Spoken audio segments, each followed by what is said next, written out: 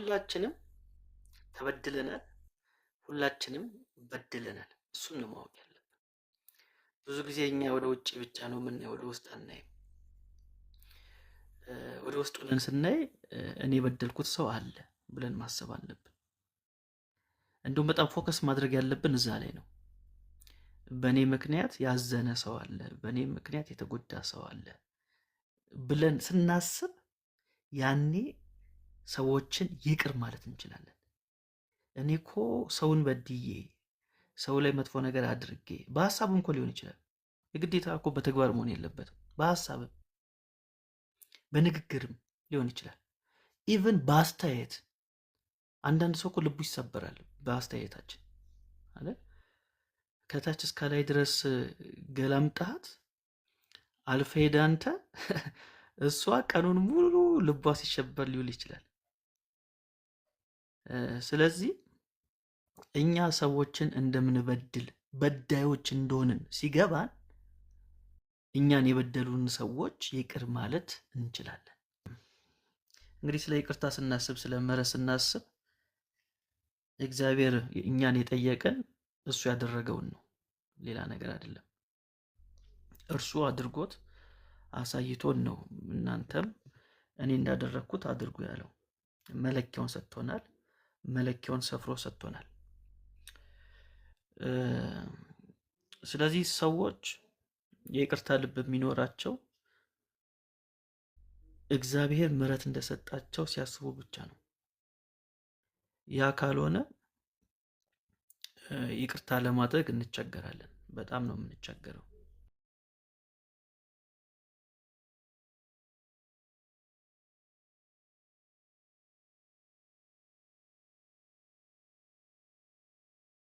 ወየውልህ እኮ አይደለም ከፍ እያደረገ ያቺን ሴት እኮ ደግመሽ ኃጢአትሽን አትስሪ ሲል፣ ዛሬ ስለሷ ላወራ ነበር ግን እቺን ፓርት ብቻ ልናገር። ደግመሽ ኃጢአትን አትስሪ ሲላት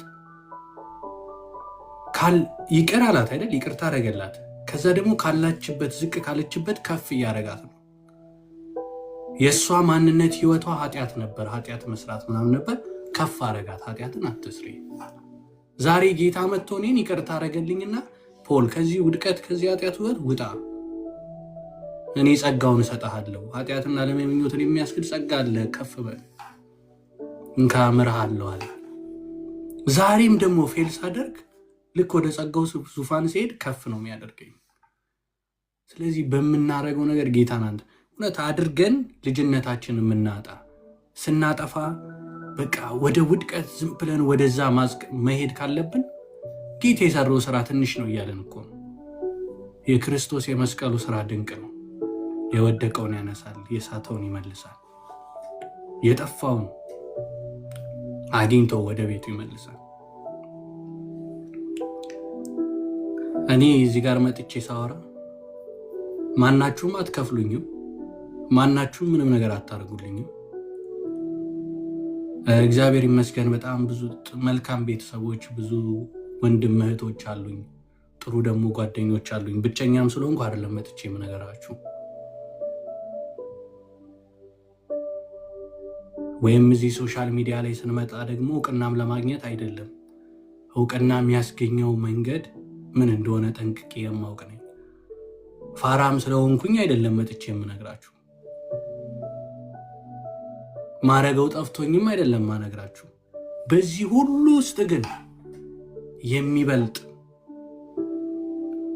እኔን ውዳቂውን ሙታን ሆኜ የምቀረውን ህይወትም አላገኘውን ደሙን አፍሶ በመስቀል ላይ ሰራልኝ ስራ ዝም እንድል ስለማያስችለኝ መጥቼ እናገራለሁ።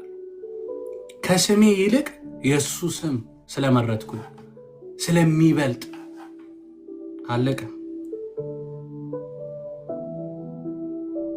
እኔ በጌታ ሳልሆን በፊት እኔ በጌታ ሆንኩ ምለው ራሴ ገብቶኝ ጌታን ስከተል ነው። ቤተሰቦቼ በጌታ ናቸው፣ ቸርች ሄዳለሁ ምናምን። አገልጋዮች ምናምን ሳይ የንቅ ነበር። እኔ ጥሩ ቤተሰብ ውስጥም ስላደግኩኝ በቃ ሰው ስራ ሲያጣ የሆነ ነገር ሲያደርግ ምናምን ዝም ብሎ ሚል ነው ብዬ ነው ማስበው። እውነቴን ነው የምላችሁ፣ ንቃቸው ነበር። ምንም አይመስለኝም ነበር። ቤት ይምጡ ቸርች ሊሄድ ምንም ስላልገባኝ ማለት ነው። ሲገባኝ ግን ስረዳ ግን ለካ እግዚአብሔር ረድቶ ነው ስሙን የምትመሰክረው። ለካ የገባቸው ገብቷቸው ነው። ለካ የሚያወሩት ሰማያዊ ጥበብ ነው። ለካ በሰው ዘንድ እንዲሁ የተናቁ ዝም ብሎ ሞኝ ቢመስሉም በእግዚአብሔር ዘንድ ግን የተከበሩ ናቸው። ለካ ሰዎችን በገንዘብ ማለት ጥሩ ነው እንዲባል ገንዘብ ያለው ነው አይደል? በምድር ጭንቅላታችን የምንመዝነው በቃ ያላቸውን ሰጥተው ኖርማል ህይወት ስለሚኖሩ ዝም ብሎ ይመስሉናል። ዓለም አታውቃቸውም፣ እግዚአብሔር ግን ያውቃቸዋል። ዓለም አታውቃቸውም ስላችሁ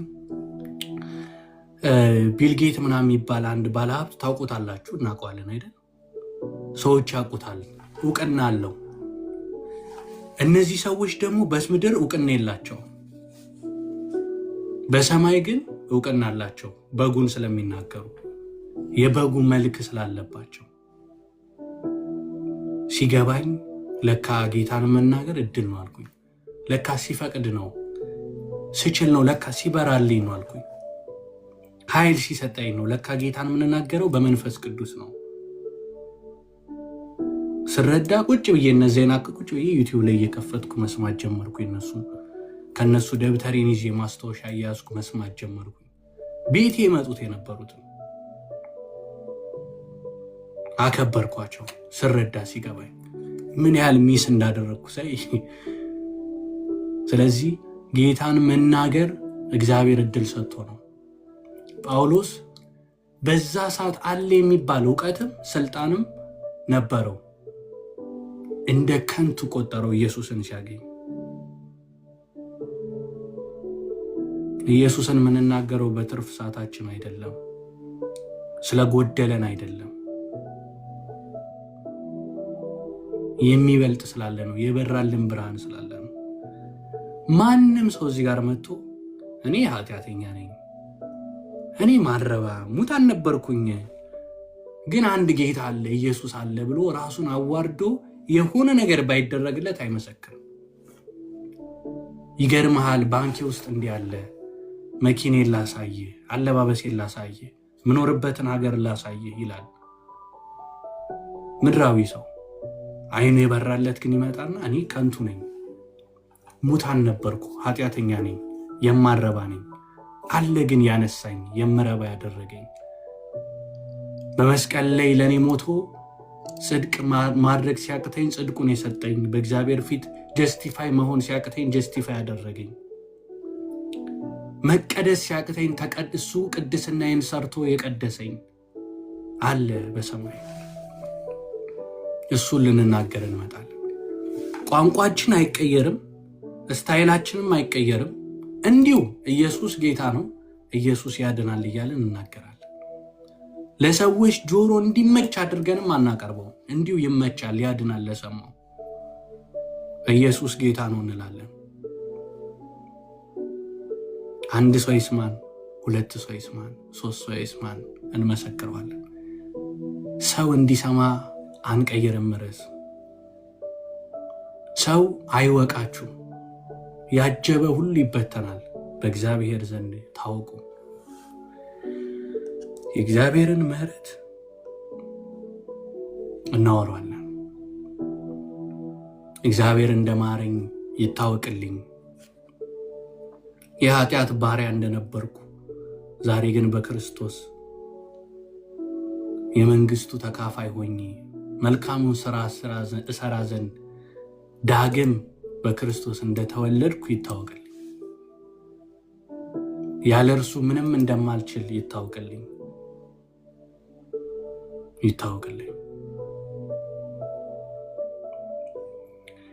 ማንም እንዲያከብረኝ አልፈልግም፣ ጌታዬን እንዲያከብርልኝ እንጂ። ማንም እንዲያውቀኝ አልፈልግም፣ ጌታዬን እንዲያውቅልኝ እንጂ። ማንም ስሜን እንዲጠራ አልፈልግም፣ ስሙ እንዲጠራልኝ እንጂ። ያድናል ኢየሱስ። ኢየሱስን በዘመናችን ሁሉ እንመሰክረዋለን። ይመሰክራል። ለእኔ ያዳነኝ ነው እንጂ ማተር የሚያደርገው የሚሰማኝ ሰው ብዛትም ሰውም አይደለም። ያዳነኝ ማተር ያደርጋል። ለዛ መሰክሯል። ለእግዚአብሔር እንደሚመች እንኖራለን። ሰውን ልናስደስት ሳይሆን እግዚአብሔርን ልናስደስት ነው የተወለድነው። ዳግም የተሰጠን ህይወት ለሰው እንደሚመቸው ሳይሆን ጌታዬ እንደሚፈልገው እናገራለሁ።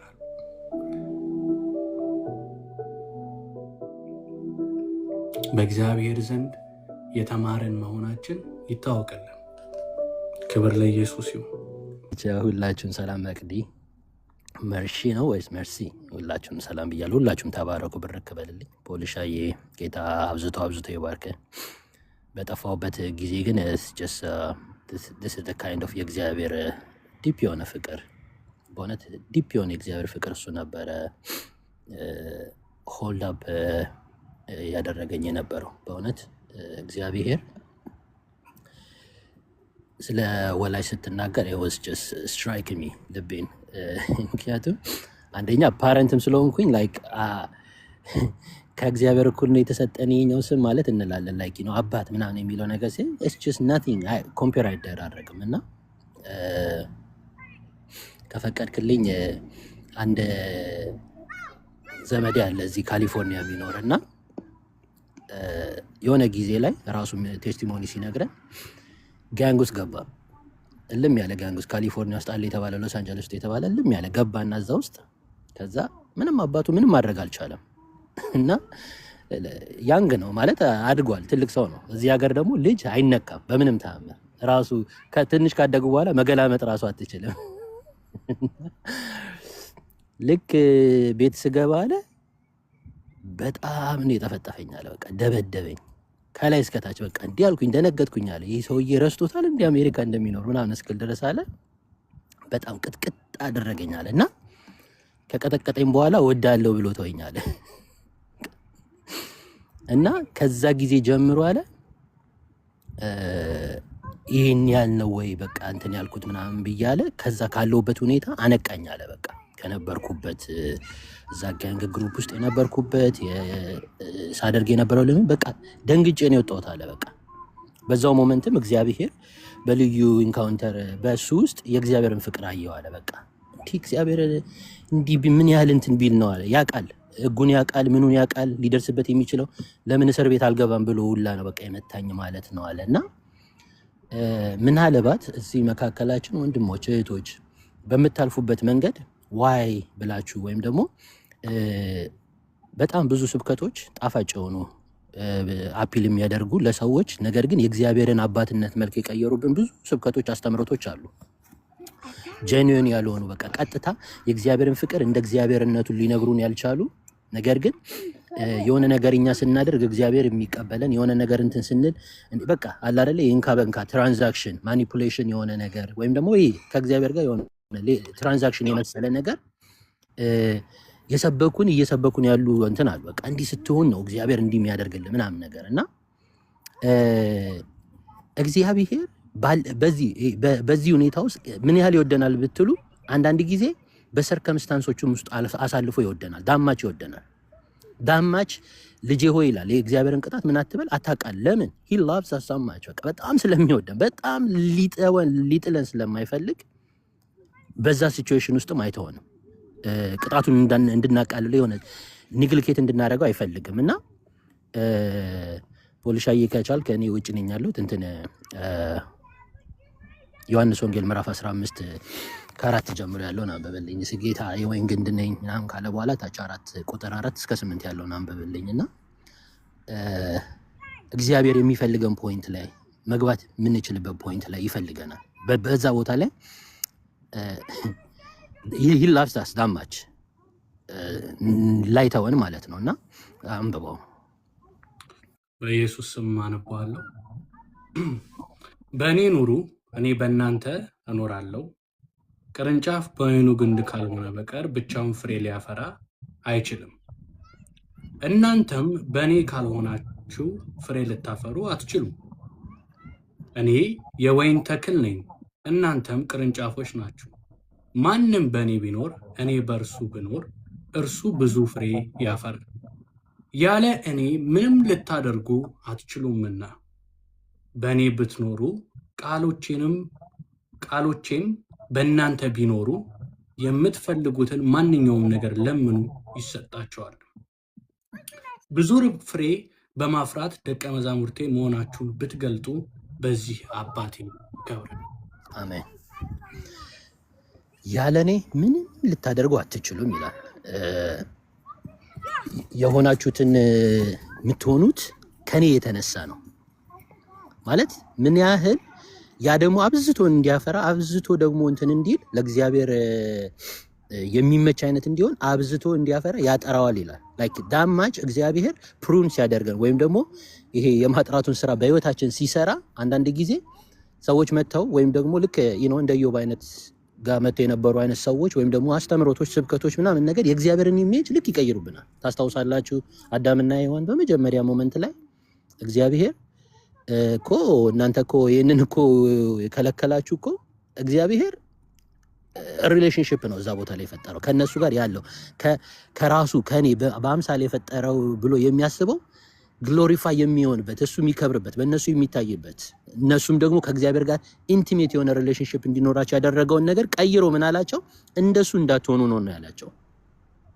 ዛሬም በዘመናችን እግዚአብሔር ሊያጠራን በሚወደው ነገር እግዚአብሔር ወደ ፖይንቱ ሊያመጣን ፓኒሽመንት የሚመስል ወይም ደግሞ እንትን የሚመስል ምናምን ነገር በዚህ ዘመን አይታሰብም። ኧረ ይሄ ከእግዚአብሔር አይደለም በቃ ወይ እንትን በለው ምናምን ነገር አይደለም። እግዚአብሔር ወደ ራሱ ፖይንት ላይ ሊያጠራን ሲፈልግ ፍሬ እንድናፈራ ለእግዚአብሔር ክብር መዋል እንድንችል እግዚአብሔር በሚወደው መንገድ ያስተምረናል። በሚወደው መንገድ የእግዚአብሔርን ሉዓላዊነት የተጣለበት የሆነ እግዚአብሔርን የሆነ ነገር እኛ ጠጋ ብለን ወይም እኛ እንትን ብለን ነው የሚያደርገው። ያለኔ ምን ልታደርግ በቃ ኤቭሪቲንግ የተሰጠንም ሲጀምርም በእግዚአብሔር ነው ሲቀጥልም በእግዚአብሔር ነው።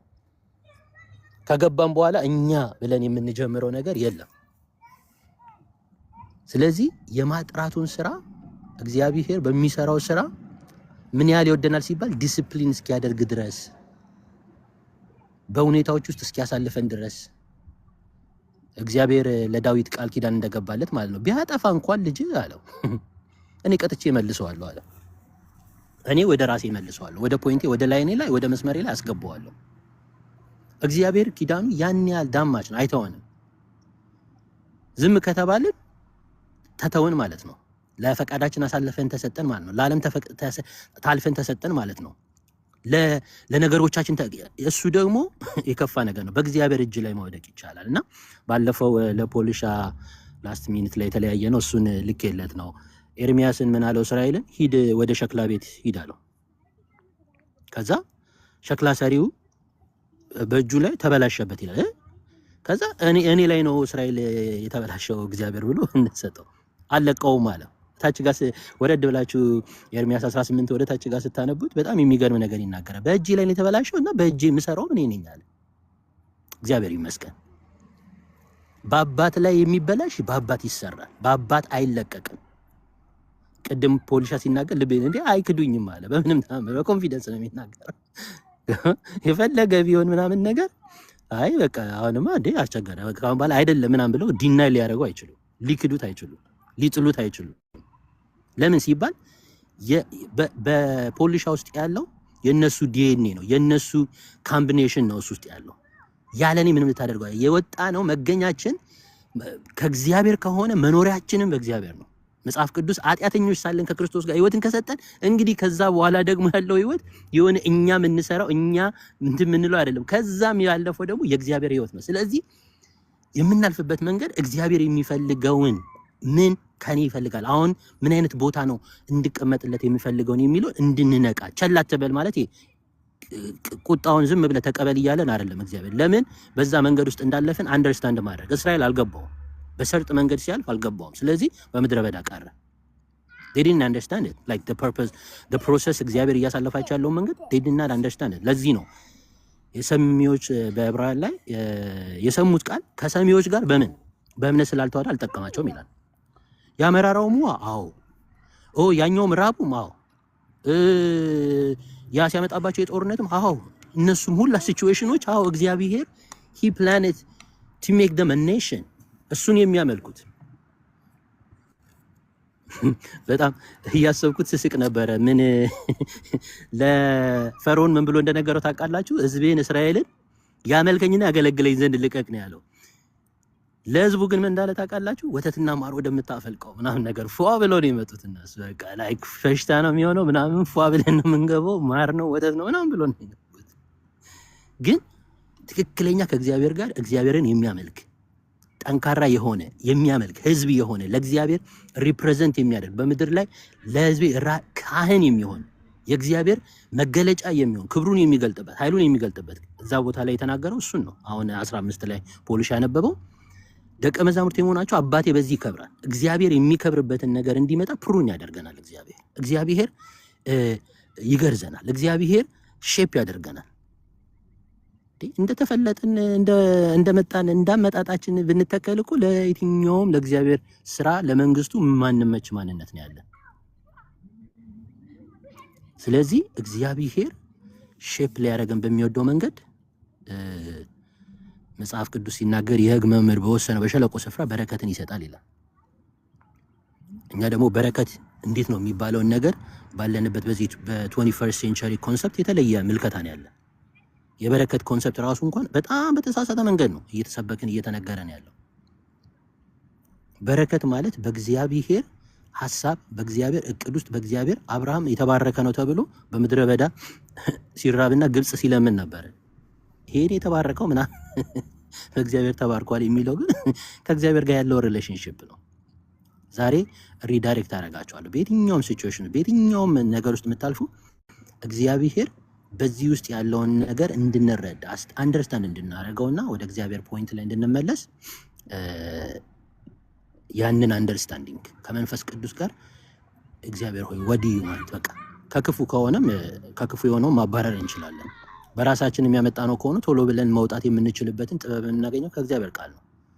ስለዚህ በእምነት ያለንበትን ነገር በእምነት አንበሳን አፍ ዘጉ እንደሚለን በእምነት ደግሞ በማይሆን ሰርከምስታንስ ውስጥ ደግሞ ፔሸንትሊ ያለፉ ሰዎች እንዳሉ መጽሐፍ ቅዱስ ያስተምረናል። 50% ነው አብዛኛው ትምህርት የምንማረው። ባይዘው ወይ ይሄኛውን የእግዚአብሔር የዲሲፕሊን መንገድ አንማረው። የእግዚአብሔር ይሄኛውን መንገድ አያስተምሩንም። ለምን ሲባል አይመችማ፣ ለስብከት አይመችም።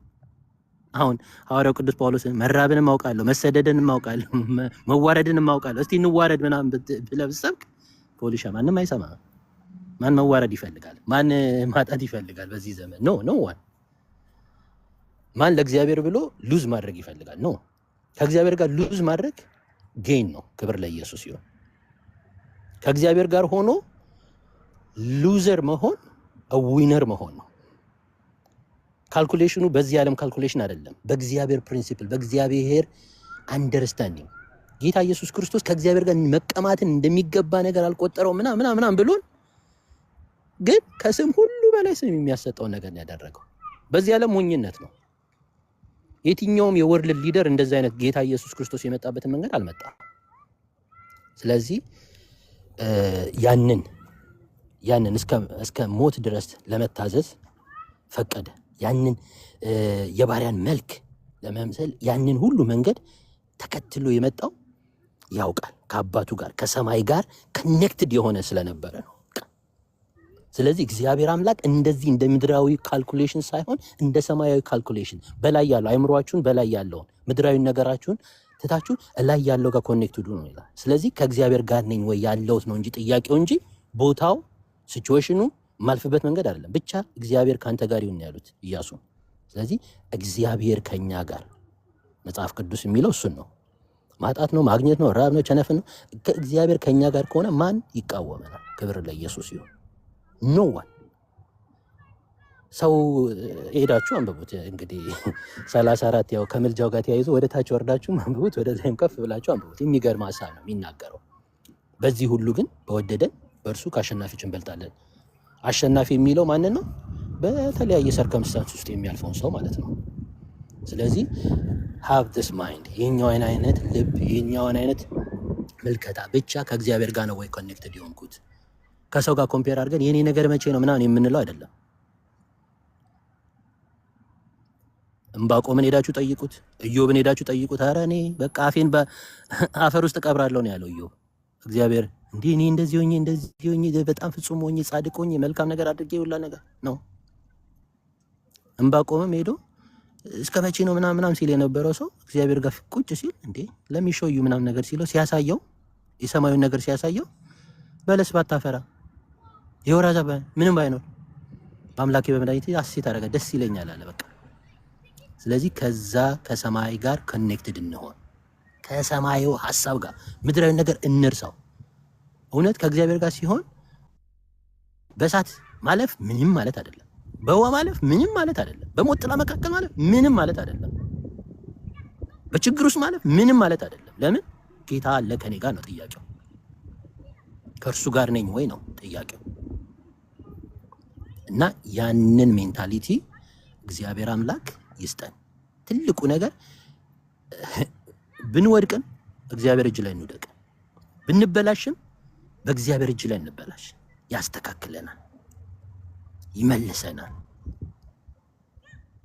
እና ይህን አይነት ልብ ይኖረን። ያን ያህል ይወደናል እግዚአብሔር፣ ይህን ያህል ይወደናል። ይህን ያህል ዳማች ላፍሳስ ኢቭን ዲስፕሊን አድርጎ ይመልሰናል። ለጠላት አሳልፎ አይሰጠንም፣ ለሌላ ነገር አሳልፎ አይሰጠንም፣ ለዓለም አሳልፎ አይሰጠንም። ጌታም የጸለየው እሱ ነው በዮሐንስ ወንጌል 17 ከዓለም እንድትጠብቃቸው እንጂ እንድታወጣቸው አይደለም። በዓለም ሳላችሁ መከራ አለባቸው። ያ መከራ ግን ለእኛ ምንድን ነው ሲባል እግዚአብሔርን ለሚወዱት እንደ ሐሳቡ ለተጠሩ ነገር ሁሉ ፕራይዝ ጋር ነገር ሁሉ ሲባል ሁሌ ቪክቶሪው ብቻ አይደለም፣ ነገር ሁሉ ለበጎ እንዲደረግ እናውቃለን። ፕራይዝ ጋር ያለንበት ነገር እግዚአብሔር ይለውጥና ለክብሩ ያደርገዋል። ለምን? እግዚአብሔር እንዲከብርብን የተጠራን ህዝቦች ነን። የእግዚአብሔር ንብረት ነን። የእግዚአብሔር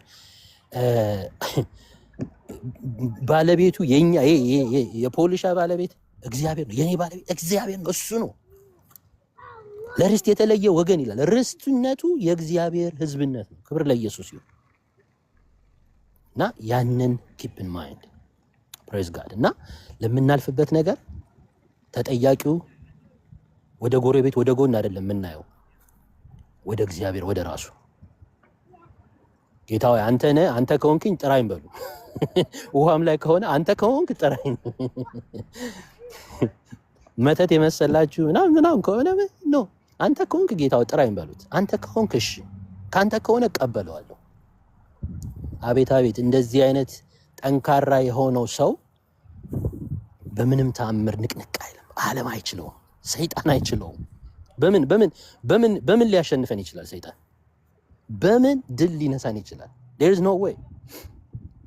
ይሄ ግን ልፍስፍስ የሚያደርጉን አስተምሮቶችን በእግዚአብሔር ቃል ቆም ብለን ከእግዚአብሔር ጋር ቁጭ ብለን እየጸለይን ኢንቨስቲጌት እናርጋቸው እና ጌታ አምላክ ብርክ ያርጋችሁ። ተባረኩልኝ። ፖልሻዬ ያው ሁሌ ደቂቃዎችን አልፌ ነው የማወራው፣ ቤቴ ነው።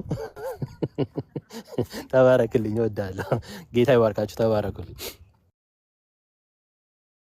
ዘርሽዬ እኔ ደቂቃ ሰጥ ትዝ አይለኝም። ጌታ ይባርክ። በጣም ፓወርፉል ወንድሜ፣ ጸጋ ይብዛልህ። ጌታ ይመስገን። ደግሞ እደውልልሃለሁ።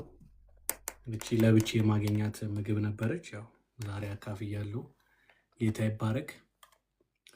ምናልባት ከመቀጠላችን በፊት ያው ከጌታ ካካፈለን ካስተማረን ነገር የተወሰነ ልባችሁ ውስጥ የቀረው ማለት ሁሌ ህይወቱ አድርጎ አይኖርም፣ ሊደክም ይችላል ነው እንጂ ላይፍ ስታይሉ ከሆነ አይ ቲንክ ያው ድህነቱን ቼክ ማድረግ አለበት ብዬ ነው ማምነው። እና ግን ሰው በህይወቱ ይደክማል፣ በጣም ለረጅም ጊዜ የሚደክምበት ይኖራል። አዎ ግን ደክሞም ጌታ ሆይ ይቅር በለኝ የሚል ልብ፣ ይህን ነገር አልቻልኩም ማስወግድልኝ የሚል ልብና አይ በድሎም ክርስቲያን ነኝ ብሎ ግን አይጸልይም፣ ይቅር በለኝም አይልም፣ አያገባኝም፣ እንደፈለግኩ ነው የምኖረው፣ ምንም አይነት የማይሰማው ከሆነ ያው የሚወቅ ሰው መንፈስ ከሌለ ያጠራጥራል። እና ከእንትን አንጻር ግን ከይቅርታ አንጻር እያወራን ነበርና አንድ ቃል አለ እንደውም እኔን ስንት ቆይ ላውጣውና አይ ቲንክ ይቅር ካላላችሁ የሰማይ አባቴም ይቅር አይላችሁም የሚለው ማለት ነው። ሜላይ ሰዎች ያንን ቃል አሁን ለምሳሌ እኔ ምንድነው አንደርስታንድ ማድረገው ሰው ምህረት ሲያደርግ ምህረት የተደረገለት ልብ የተሰጠው ልብ አውቶማቲካሊ ምህረት ያደርጋል። ማለትም ሰው አስከፍቶት ሰው በድሎት ፔን ነው ምናምን አው በዛ ስትረግል አድርጎ ግን ጌታ ሆይ ይህን ሰው እንድምረው ይቅርታ እንዳደርግለት እርዳኝ፣ ይቅር እንድለው እርዳኝ ብሎ ይናገራል። ያ ሰው ለእግዚአብሔር ፊትም ይሞክራልም። ደግሞ ምህረት ስለተደረገ ክርስቶስ መስቀል ላይ ካደረገለት አንጻር ያ ሰው ምህረት ለማድረግ አይከብደውም፣ ያደርጋል ከጸጋው አንጻር ማለት ነው። አንድ ሰው ግን ሌላኛው ኮምፕሊትሊ ማንም ሰው ቢበድለኝ ይቅር አይደለም፣ ይቅርታም ለማድረግ አልሞክርም፣ ይልቁንስ በቀል ምናምን ቢያስብና ክርስቲያን ቢሆን እነዚህን ሁለት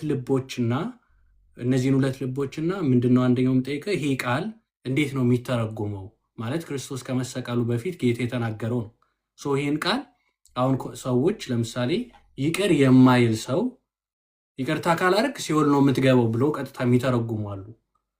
ይሄኛውን ቃልና እነዚህን ሁለት ልቦች እንዴት ታያቸዋለ? ከምን አንጻር ነው ያንንስ ያለው የሚለው ያው እኔ እንዲህ ነው የምጠይቀው የሚላይ ሳታስቡ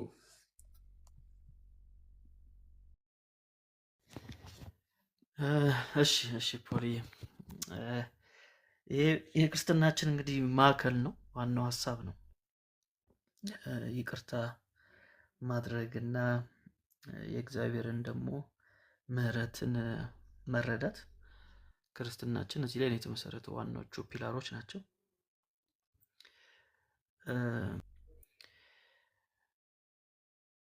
በተለይም የጌታችን የኢየሱስ ክርስቶስን የመስቀል ስራ ስናይ፣ መስዋዕትነቱን ስናይ፣ ያን ነገር ስናስብ የእውነት ካመንበት ለሰዎች ይቅርታን መስጠት እና ደግሞ ይቅርታን መጠየቅ አይከብደንም።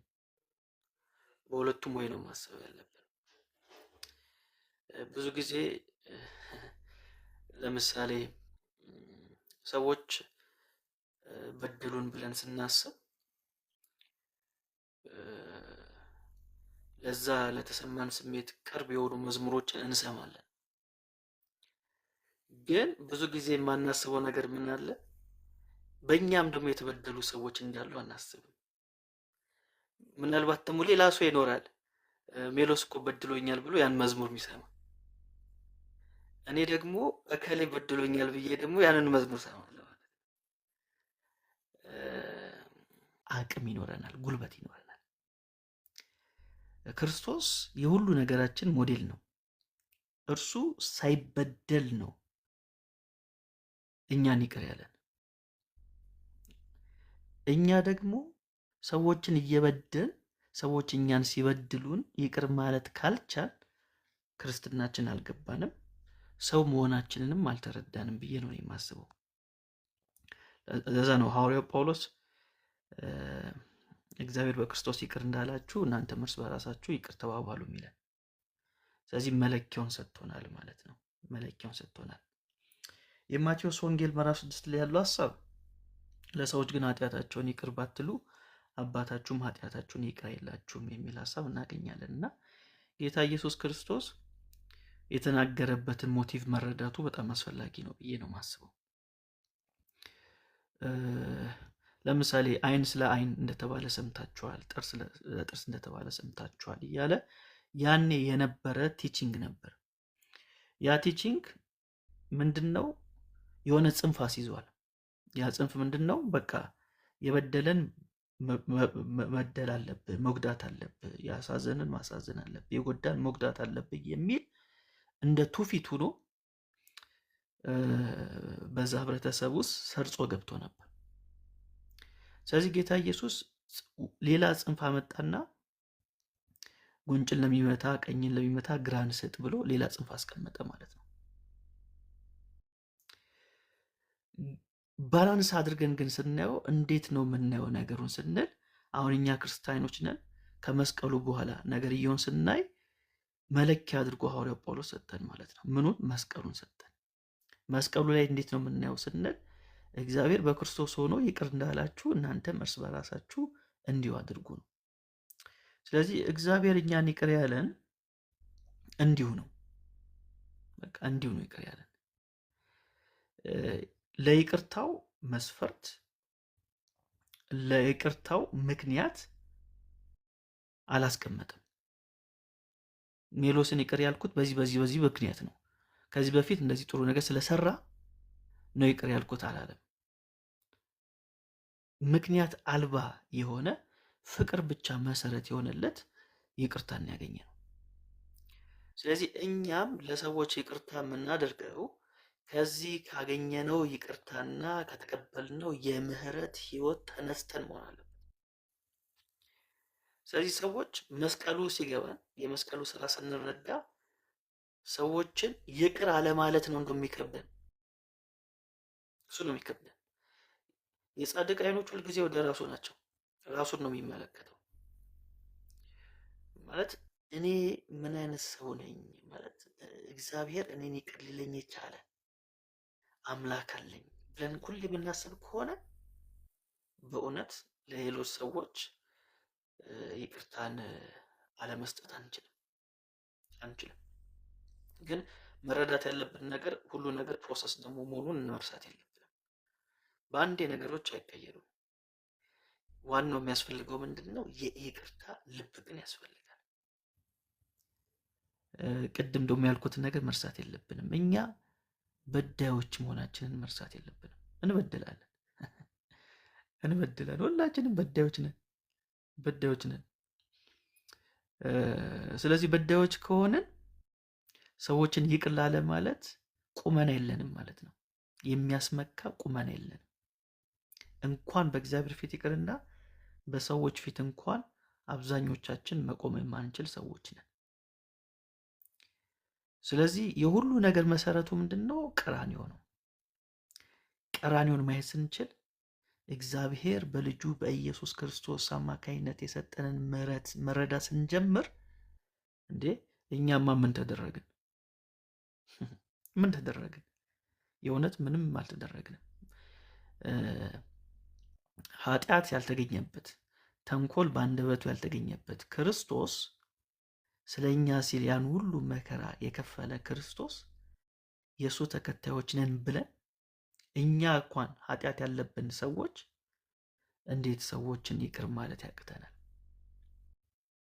አውቃለሁ ይህን ስናገር እንደምናገረው ቀላል አይደለም፣ ግን ደግሞ የሚያስችል ጸጋ ደግሞ አለ፣ የሚረዳ ደግሞ ጸጋ አለ። እሱን ነው ማሰብ ያለብን። እኔ በራሴ አልችልም፣ እኔ በራሴ አቅም የለኝም። እንዴ እኔ እንኳን ሰዎችን ይቅር ልል ይቅርና ራሴንም እንኳን ይቅር ማለት የማልችል ሰው ነኝ። አልችልም። ምን ነው ይህን ባላደረግኩ፣ ምን ነው ያን ባልሰራሁ፣ ምን ነው እንዲህ ባልተናገርኩ ብዬ ራሴን ብዙ ጊዜ ገስጬ አውቃለሁ። ከራሴ ጋር ብዙ ጊዜ ተጣልቼ አውቃለሁ። ምን አይነት ማትረባ ሰው ነህ ብዬ ራሴን ለራሴ ወቅሼው አውቃለሁ። አንዳንድ ባደረግኳቸው ነገሮች ለራሴ እንኳን ይቅርታ መስጠት የማልችል አይነት ሰው ነበርኩ።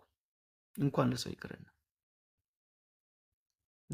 ይቅርና ግን ወደ ቀራንዮ አይኖቼን ሳነሳ ሁሉንም ነገር ደግሞ እረሳለሁ። ለካ ዋጋ የተከፈለልኝ ሰው ነኝ። ለካ እግዚአብሔር በልጁ በኩል በዚህ ደረጃ ይወደኛል። እንደዛ ከሆነ እርሱ እኔን ይቅር ለማለት ካላፈረ እኔ ደግሞ ራሴን ይቅር ማለት እንዴት ያቅተኛል ብዬ ራሴን ጠይቃለሁ። ከዛ ደግሞ ወደ ጎና ያለው ያ ሁሉ በደሌን ክርስቶስ ከተወልኝ እንዴ በዙሪያ ያሉ ወንድሞችና እህቶች ደግሞ እኔን የበደሉኝ በጣም ጥቂት ነው። ስለዚህ እነሱን ይቅር ለማለት አቅም፣ ጉልበት አገኛለሁ ማለት ነው። ስለዚህ ወንድሞችና እህቶች ሁሌ ለጥያቄዎቻችን ለተቸገርንበት ነገር መልሱ የሚገኘው ቀራንዮ ላይ ነው። ሌላ ቦታ እናገኘው፣ መስቀሉ ላይ ነው የምናገኘው። ስለዚህ ምሕረቱ የእግዚአብሔር የበዛ ስለሆነ፣ ቸርነቱ የበዛ ስለሆነ እሱን ሁልጊዜ እያሰብን ሰዎችን ይቅር ለማለት ጥበቡን እናገኛለን ማለት ነው። አቅሙን እናገኛለን። ደግሞ ትልቁ ማነቆ በክርስትና ህይወት ውስጥ እንዳናድግ የሚያደርገን ምንድን ነው? ሰዎችን ይቅር አለ ማለት ነው። ምናልባት በዚህ አይነት ሁኔታ የምትቸገሩ ሰዎች ካላችሁ፣ ቂም መርዝ ነው ታውቃላችሁ፣ ውስጣችሁን ነው የሚበላው። ይቅር አለ ማለት ካንሰር ነው፣ መቅኔን ነው የሚጨርሰው። ግን በይቅርታ ውስጥ ምን አለ? ፈውስ አለ። በይቅርታ ውስጥ ምን አለ? ከእግዚአብሔር ጋራ ትክክል መሆንን እናገኛለን።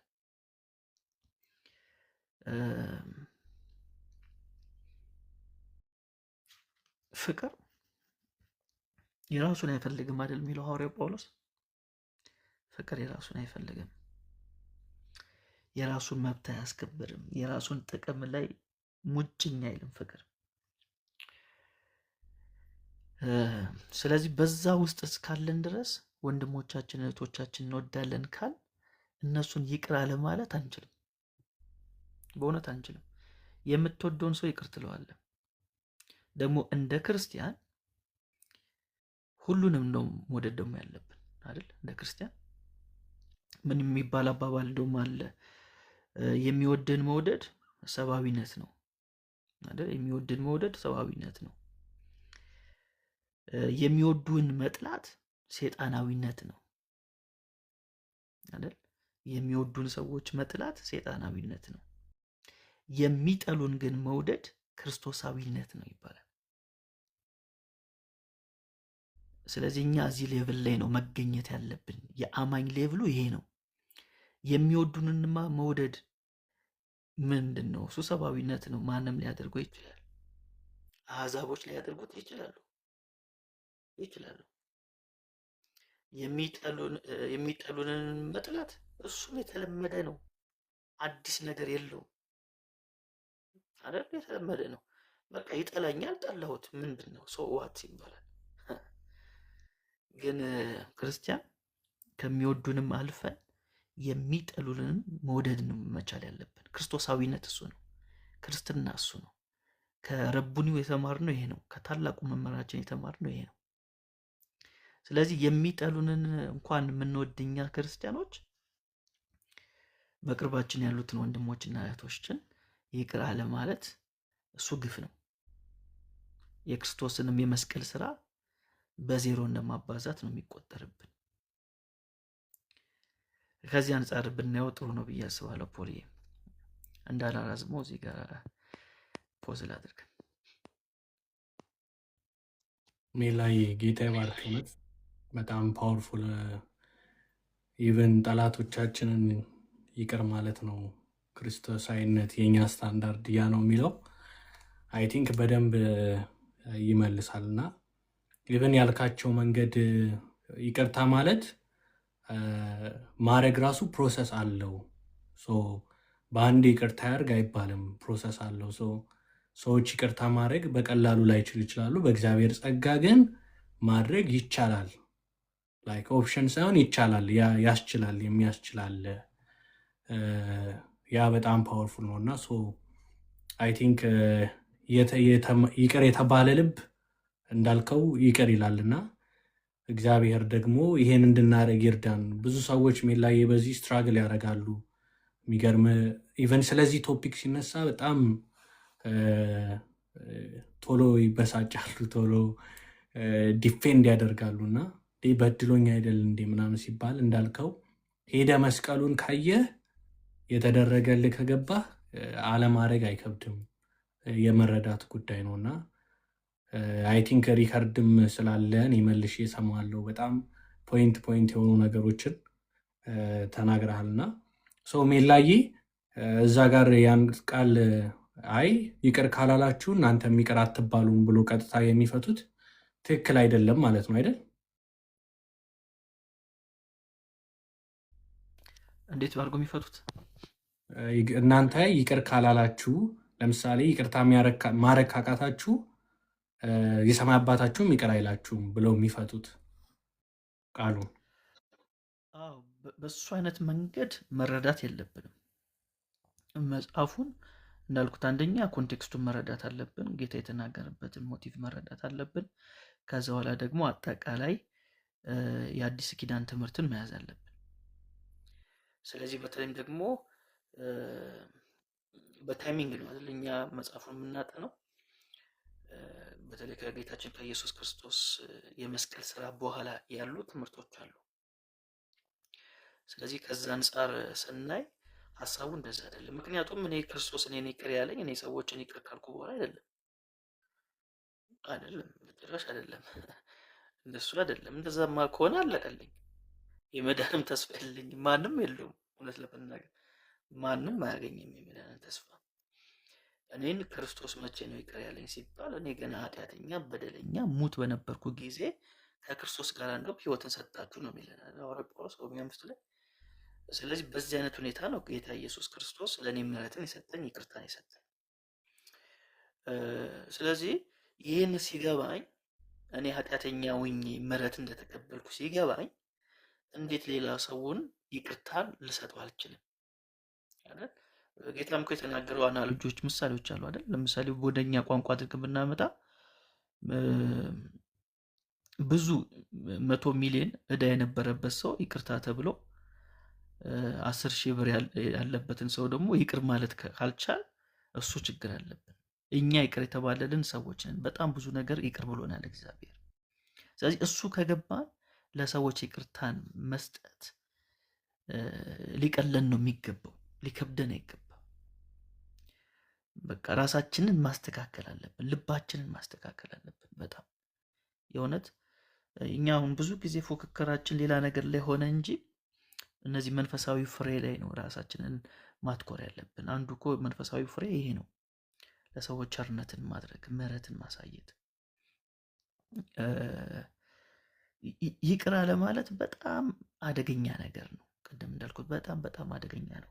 እንደውም ምን ይባላል? ይቅር አለ ማለት ልክ እንደ ወጥመድ ነው። ምን አይነት ወጥመድ ከተባለ ይቅርታን አለመስጠት ማለት አንተ መርዝ ጠጥተ ሌላ ሰው እንዲሞት መጠበቅ እንደማለት ነው። ገባ? መርዙን ከጠጣው አንተ ነህ። አንተ መርዙን ጠጥተ ከጎን ያለው ሰው ካሁን ሞተ ብለህ ትጠብቃለህ? አይቻልም። ይቅር አለ ማለት እንደዛ ነው። ማለት ያስቀየመን እኮ ሰው ሊኖር ይችላል፣ ግን መርዙን የጠጣው አንተ ነህ።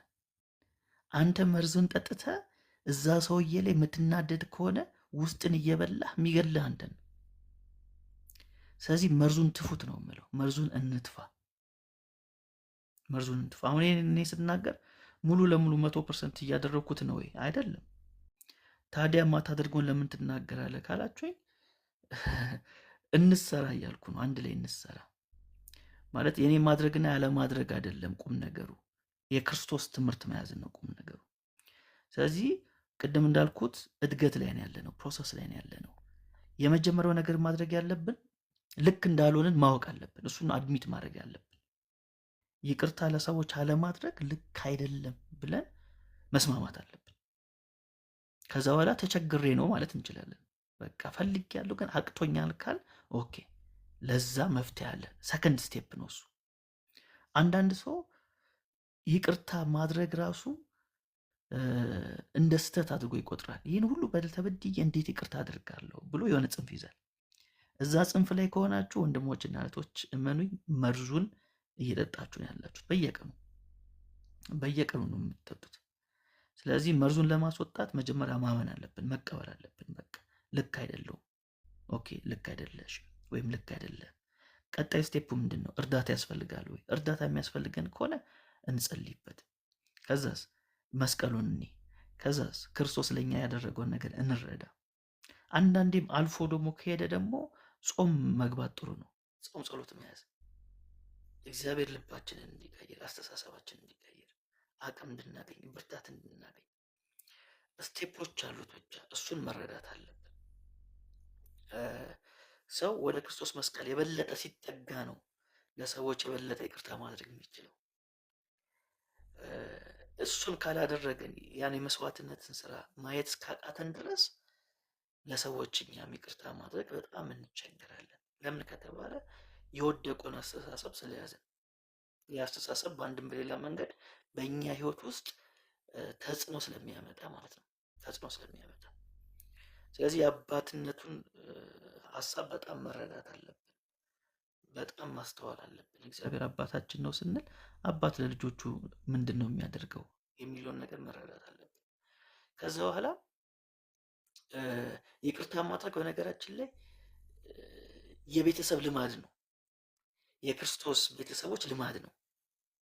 እዚህ ቤተሰብ ውስጥ ነኝ ብለን ካመንን፣ የእግዚአብሔር ቤተሰቦች ነን ብለን ካመንን፣ እንዴት ታላቁ ወንድማችን ክርስቶስ ያሳየኝ ነገር ምንድን ነው? ይቅርታ በማድረግ። ስለዚህ እኔ ይህን ቼን ነው ማስቀጥለው። ወንድሙ ነኝ፣ ይህን ቼን ማስቀጠል አለብኝ። ከአባቴ የተማርኩት ከእግዚአብሔር ምንድን ነው? በክርስቶስ ሆኖ ዓለሙን ከራሱ ጋር ያስታርቅ ነበር፣ በደላቸውንም አይቆጥርባቸውም ነበር ተብሎ የተጻፈው። ስለዚህ እግዚአብሔር የኔን በደል የማይቆጥርብኝ ከሆነ እኔ ታዲያ የወንድሞቼና የእህቶቼን በደል ለምን ቆጥራለሁ? ማን ቆጣሪ ያደረገኝ ብዬ ይህን የቤተሰብን ቼን ማስቀጠል አለብን። ይህን ሰንሰለት ማስቀጠል አለብን። በዚህ ዘመን ያለን እኛ ነን የክርስቶስ ቤተሰቦች አይደል? የእግዚአብሔር ቤተሰቦች ቅዱሳን እኛ ነን። ስለዚህ በዚህ ቤተሰብ ያለ ሰው ባህሉ ምን ይመስላል ከተባለ ባህሉ ይቅር ማለት ነው፣ ይቅርታን መስጠት ነው። ይህ ነው ካልቸራችን። ሩህሩህ መሆን፣ ለሰዎች ቸርነትን ማሳየት፣ ይቅርታን ማሳየት፣ እሱን ነገር መለማመድ አለብን ብዬ አስባለሁ። በጣም መለማመድ፣ የዕለት ተዕለት የህይወታችን አንድ አካል ማድረግ ያስፈልጋል። በዚህ መንገድ የእውነት ወንድሞችና እህቶች ብንረዳው በጣም አሪፍ ነው ብዬ አስባለሁ። ፖሊ ሜላይ ጌታ ይባርክ።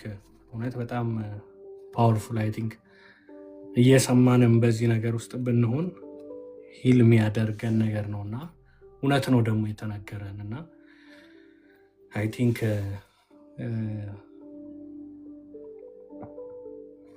እስኪ እውነት ክብር ለጌታ ይሁን። ጌታ ይመስገን ይህን መስማት ስለሆነልን። የክርስትና ሴንተሩ ነው እንዳለው ሲጀመርና ሜላይ የምር በጣም እግዚአብሔር ይባርክ በእውነት። እስኪ ሜላን ተባረክ በሉትላችሁም። እንደዚህ ብዙ መማር እየቻለን አይመጣም፣ ግን ካሁን በኋላ ይመጣል። ከቀጣይ ሳምንት ጀምሮ ሼር አደርጋለሁ፣ ደግሞ እሱ ጋርም እንካፈላለን በጣም እና ሜላ በጣም ነው የምንወድ የምናከብር። ሁሌም እንደምንለው ነው ብዙ መሰረቶቻችንን እግዚአብሔር በአንተ ጥሎ ብዙ ነገር ተምረናልና ጌታ ይባርክ። የዚህን የምህረትን የልቡን ሀሳብ ስላወራህንና ጌታ ይመስገን። እንግዲህ እኔም እንዳልኳችሁ መግባት ያለብኝ ቦታ ስላለ ወጣቶች አሉ እዛ ይጠብቁኛል። እዛ ደግሞ መሄድ አለብኝ። ይሄን ደግሞ እግዚአብሔር እንዲረዳን እንጸልይና እንጨርስ ማለት ነው። ጌታ ይመስገን። ሜላይ አንተ ትጸልያለህ?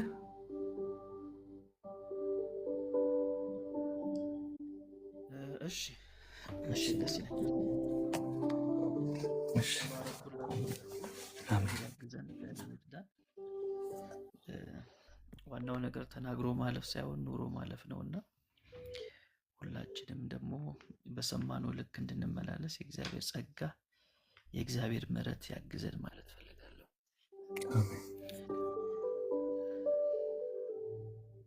የእግዚአብሔርን አባትነት እያሰብን እንጸልይ። መልካም እንደሆነ እግዚአብሔር ለእኛም ዛሬ ሩህሩህ እንደሆነ ቸርነትን እንደሚያሳይ ማለዳ ማለዳ እሱ አዲስ እንደሆነ በየዕለቱ የሚለቀቅልን ምሕረት እንዳለን በየዕለቱ የሚያግዘን ጸጋ እንዳለን እያሰብን በእውነት እንደተወደደ ሰው በእግዚአብሔር ምሕረት እንዳገኘ ሰው በእግዚአብሔር ይቅርታ እንዳገኘ ሰው በዛ አይነት ሜንታሊቲ ሆነን እንጸልይ ወንድሞችና እህቶች። እግዚአብሔር ሆይ እናመሰግናለን፣ እናመሰግናለን። ምሕረት የበዛ ቸርነት የበዛ መዓት ደግሞ ከኛ የራቀ እግዚአብሔር ሆይ ትዕግስት የሰፋ አንተ ነህና እግዚአብሔር ሆይ እናመሰግናለን፣ እናመሰግናለን።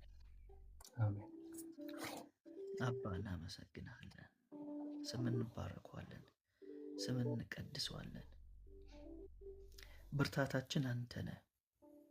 በድካማችን እንኳን አንተ የኛ ብርታት ሆነህ ትገለጣለህና እናመሰግናለን እግዚአብሔር ሆይ። በህይወታችን ላይ ብቸኛ ሆነ የምትነግስ አንተ ነህ። የመኖራችን ምክንያት ያንተ ፍቅር ብቻ ነው እግዚአብሔር ሆይ። ያንተ ይቅርታ ነው ዛሬ ላይ ያስቆመን። ያንተ ምሕረት ነው ከትላንቱ ያሳለፈን። ያንተ ቸርነት ነው ዛሬ ላይ ያቆመን እግዚአብሔር ሆይ። ያንተ ስራ ከትላንት ዛሬ ያስደምመናል፣ ያስገርመናል። እጃችንን በአፋችን ላይ እንድንጭን ያደርገናል እግዚአብሔር ሆይ። የኑሯችን ድምቀት አንተ ነህ እግዚአብሔር ሆይ። የቋንቋችን ጥራት አንተ ነህ። የመኖራችን ትርፍ አንተ ነህ እግዚአብሔር ሆይ። ትልቁ ትርፋችን እግዚአብሔር ሆይ አንተ ነህ። ዛሬ በኑሮ አጋጣሚ ያገኘናቸው ነገሮች አይደሉም ትርፋችን። ዋናችንም ትርፋችንም እግዚአብሔር ሆይ አንተ ነህ። አንተ ነህ እግዚአብሔር ሆይ። ሁሉ ከንቱ ነው፣ ሁሉም ኃላፊ ነው፣ በመደረግ የሚጠፋ ነው። ዛሬ ታይቶ በኋላ እንደሚጠፋ ጤዛ ነው እግዚአብሔር ሆይ። አንተ ብቻ ግን አንተ ነህ። ዓመታቶችም ከቶ አያልቁም ተብሎ እንደተነገረ እግዚአብሔር ሆይ የመንገዳችን መጨረሻ እግዚአብሔር ሆይ አንተ ነህ። ምንም ባይኖረን እንኳን እግዚአብሔር ሆይ አንተ አለህልኝ ማለት ኩራታችን ይሆንልን፣ ትምክህታችን ይሆንልን እግዚአብሔር ሆይ። ጨለማችንን ያበራ ድምቀታችን እግዚአብሔር ሆይ አንተ ነህ። እግዚአብሔር ሆይ ሰዎች የራሳቸውን ኃጢአት እየደበቁ የሰውን በደል በሚያወሩበት በዚህ ዘመን ለአንተ ጥፋታችንን በደላችንን እንድናዘዝ ተረዳህ። እናመሰግናለን እግዚአብሔር ሆይ። የወንድሞቻችንን የእህቶቻችንን ኃጢአት እየገለጥን ሳይሆን የራሳችንን በደል የራሳችንን ደግሞ ውድቀት እግዚአብሔር ሆይ ለአንተ እየተናዘዘን ይቅር በለን እያን እንድንኖር ጸጋ ስለሚያግዘን እናመሰግናለን እግዚአብሔር ሆይ። ጣቶቻችንን ወደ ሰዎች ሳይሆን ወደ ራሳችን ማድረግ እንጀምር እግዚአብሔር ሆይ። ራሳችን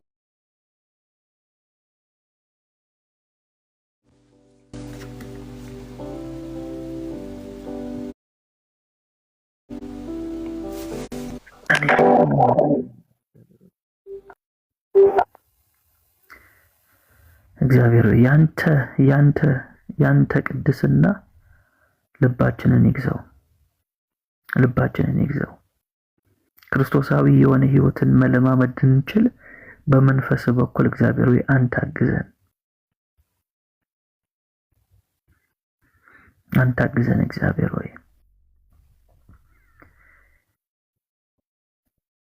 ወንድሞቼን አንተ አግዛቸው እግዚአብሔር ሆይ። እህቶቼን አንተ አግዛቸው እግዚአብሔር ሆይ። ዛሬም የሚራራ ሊቀ ካህን ስላለን በዚህ እንመካለን። ስትሰራ የሚያምርብህ አንተ ነህ እግዚአብሔር ሆይ። ነገሮችን ስትቀይር የሚያምርብህ እግዚአብሔር ሆይ አንተ ነህ። አዲስ ማድረግ ትችላለህ እግዚአብሔር ሆይ፣ አዲስ ማድረግ ትችላለህ። የተጎዳን ልብ መጠገን አንተ ትችላለህ። እውነተኛ ሐኪም አንተ ነህ እግዚአብሔር ሆይ። እውነተኛ ወጌሻ አንተ ነህ እግዚአብሔር ሆይ። ወንድሞቼ እህቶቼ በተጎዱበት ነገር ላይ ወጌሻ ስለምትሆናቸው የልባቸው ወጌሻ ስለምትሆናቸው እግዚአብሔር ሆይ አመሰግናለሁ። ከልባችን ሌባ የማይሰርቅ መዝገባችን ነህ። ለሚመኙ ሁሉ የምትገኝ ውብ ጌጣችን አንተ ነህ እግዚአብሔር ሆይ።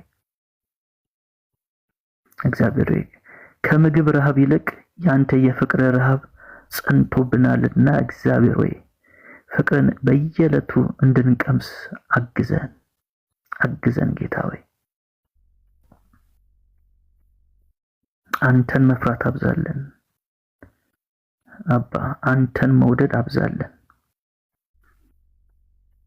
አንተን በፈራን ልክ ለሰዎች ይቅርታን ማድረግ እንችላለንና ይህን ፍርሃት እግዚአብሔር ሆይ አብዛለን። የጥበብ ሁሉ መጀመሪያ አንተን መፍራት ስለሆነ እንደ ክርስቲያን ይህንን አብዛለን እግዚአብሔር ሆይ፣ ይህንን አብዛለን። ያለ አንተ ምንም ማድረግ ስለማንችል ደግሞ አንተ ቁርጣችንን ስለነገርከን እግዚአብሔር ሆይ ያለ እኔ ምንም ማድረግ አትችሉም ስላልከን ጌታ ሆይ እኛ አቅም የሌለን ምስኪኖች ነን። የራሳችን ምራቅ እንኳን ሊገለን የሚችል ምስኪኖች ነን። እግዚአብሔር ሆይ አንተ አግዘን፣ አንተ እርዳን፣ ቀኝ ትደግፈን። አባ አንተ አግዘን። ደግሞም ስለምታግዘን እናመሰግናለን ጌታ ሆይ አንተ አግዘን። በህይወታችን እንዳንቀልድ በተሰጠን በዚህ በመልካም እድል እንዳንቀልድ እግዚአብሔር ሆይ አንተ አግዘን።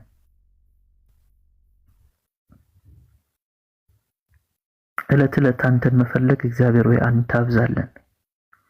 ዕለት ዕለት አንተን መፈለግ፣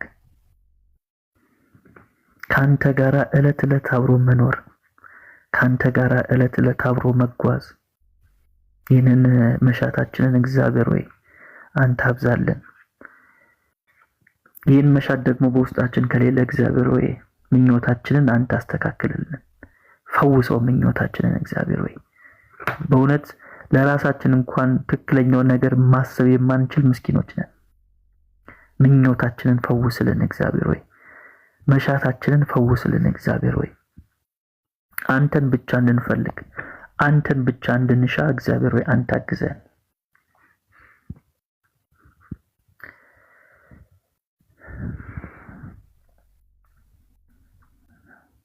አንተ ኃያል ነህ እግዚአብሔር ሆይ፣ ቅዱስ ኃያል ነህ እግዚአብሔር ሆይ።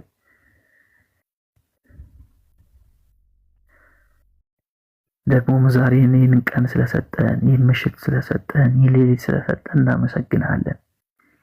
ከምሕረት የተነሳ ዛሬ ላይ መቆም ችለናልና እግዚአብሔር ሆይ እናመሰግናለን። ደግሞም የከበረውን ቃል እንድንነጋገር እንድንወያይ ስለፈቀድክልን እግዚአብሔር ሆይ እናመሰግናለን። የደስታችን ምንጭ እግዚአብሔር ሆይ አንተ ነህ። የቀናችን ብርሃን እግዚአብሔር ሆይ አንተ ነህ። የህመማችን ፈውስ እግዚአብሔር ሆይ አንተ ነህ። የቀናው ጎዳናችን፣ የዘላለም ቤታችን እግዚአብሔር ሆይ አንተ ነህ እና እናመሰግናለን። ምክንያት ሳትሻ እግዚአብሔር ሆይ በራስህ ውዴታ የፈጠርከን፣ ደግሞ በራስህ ፍቅር ብቻ የሞትክልን እውነተኛ አፍቃሪያችን ሆይ እናመሰግናለን፣ እናከብራለን። እግዚአብሔር ሆይ ለኛ መስዋዕት የሆንክ አንተ ነህ። ለኛ መስዋዕት የሆንክ፣ ለኔ መስዋዕት የሆንክ እግዚአብሔር ሆይ አንተ ነህ መስዋዕታችን፣ የከበርከው መስዋዕታችን፣ ቅዱሱ መስዋዕታችን። ዛሬም ያ መስዋዕት ስላለን ከኃጢአታችን ስለሚያጥበን፣ ከበደላችን ስለሚያጥበን እናመሰግናለን። ምናልባት የተቸገርንበት ነገር ካለ ሰዎችን ይቅር ማለት ተቸግረን ከሆነ፣ የበደሉንን ይቅር ማለት ተቸግረን ከሆነ እነዛን ሰዎች በማሰብ እግዚአብሔር እንዲያግዘን ብንጸልይ ደስ ይለኛል። ለአንድ 20 ሰከንድ ብናስባቸው፣ እነዛን ሰዎች የእውነት ብናስባቸው። መጀመሪያ እግዚአብሔር ለኛ ያደረገው ምሕረት አስበን፣ ለኛ የሰጠንን ይቅርታ አስበን፣ ከዛ ደግሞ እነዛን ሰዎች እናስባቸው። በእውነት ያለ እግዚአብሔር ምሕረት ዛሬ ላይ የተገኘ ማን አለ? ያለ እግዚአብሔር ፍቅር ዛሬን ያየ ማን አለ? ከኛ ውስጥ ማንም የለም። ተገብቶን አይደለም ዛሬ ላይ የቆምነው ዛሬ ላይ የተገኘ ነው። ተገብቶን አይደለም፣ ዕውቀት ስላለን አይደለም፣ ምሕረቱ ስለበዛልን ብቻ ነው እንጂ እያንዳንዳችን ዛሬን ማየት አይገባንም ነበር። ግን ከታላቅ ምሕረቱ የተነሳ፣ ከታላቅ ፍቅሩ የተነሳ ይሆንልናል። ስለዚህ ምናልባት ያስቀየሙን ሰዎች ካሉ፣ በብዙ ነገር የበደሉን ሰዎች ካሉ፣ ተስፋ አድርገናቸው እንዳሰብናቸው ያልተገኙ ሰዎች ካሉ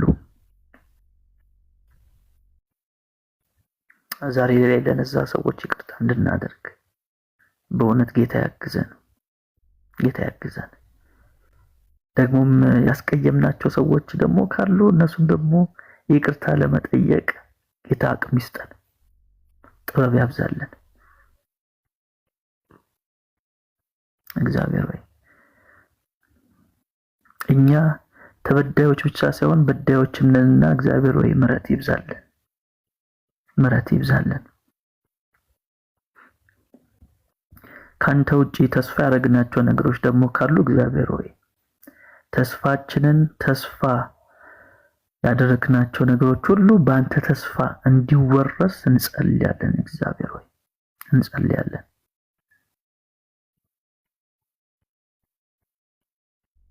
አንተ ትበቃናለህ ማለት ልማዳችን ይሁን። ልባችን በአንተ ጥላ ብቻ መኖርን አስለምደን እግዚአብሔር ሆይ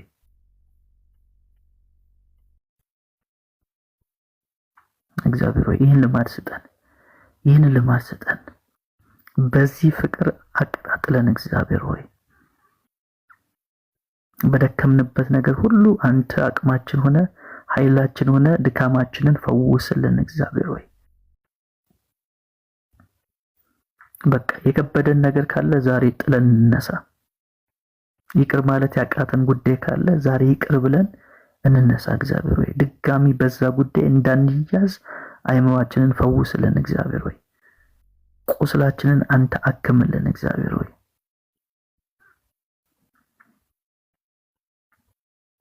ሰሚዎች ብቻ ሳይሆን አድራጊዎችንም አድርገን እግዚአብሔር ሆይ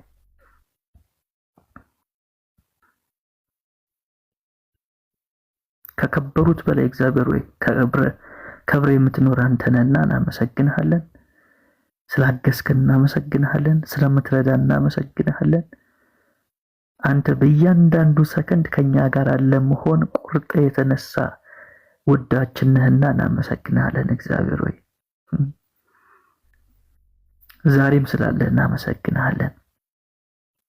ልትረዳን አቅምና ፍቃድ ስላለህ እግዚአብሔር ሆይ እናመሰግንሃለን።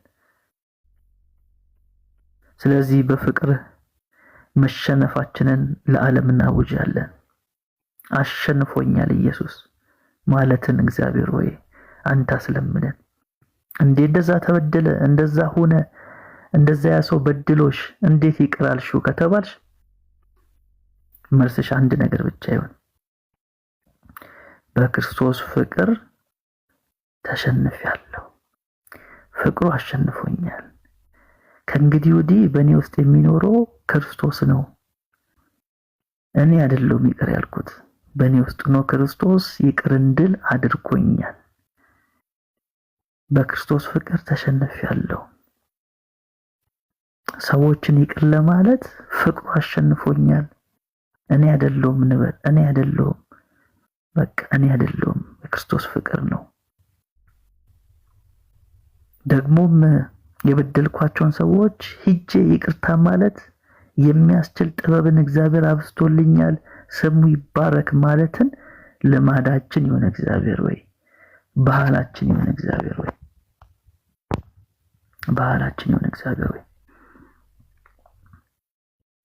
ይህን ደግሞ ስለምታደርግ እናመሰግንሃለን።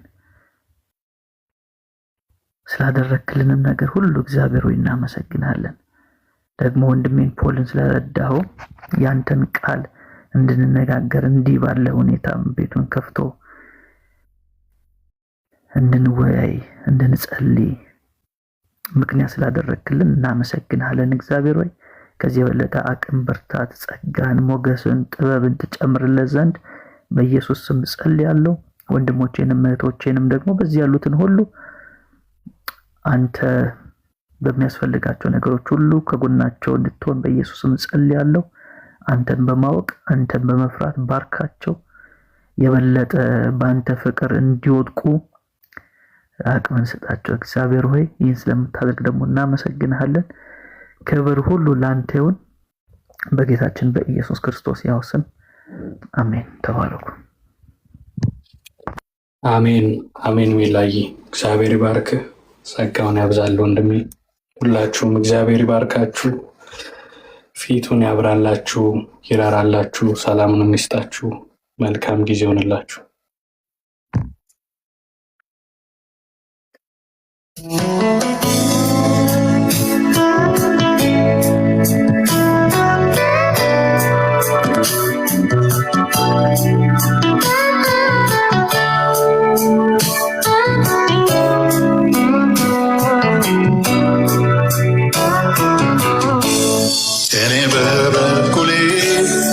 የኔ ነው የምለው ምንም ታሪክ የለኝ በመስቀል ላይ ሆኖ ተጠማሁኛለሁ የደሙ ፍሬ ነኝ እኔ በበኩሌ የኔ ነው የምለው ምንም ታሪክ የለኝ በመስቀል ላይ ሆኖ ተጠማሁኛለሁ የደሙ ፍሬ ነኝ እኔም እንደሌላው አለሁኝ ነበርኩኝ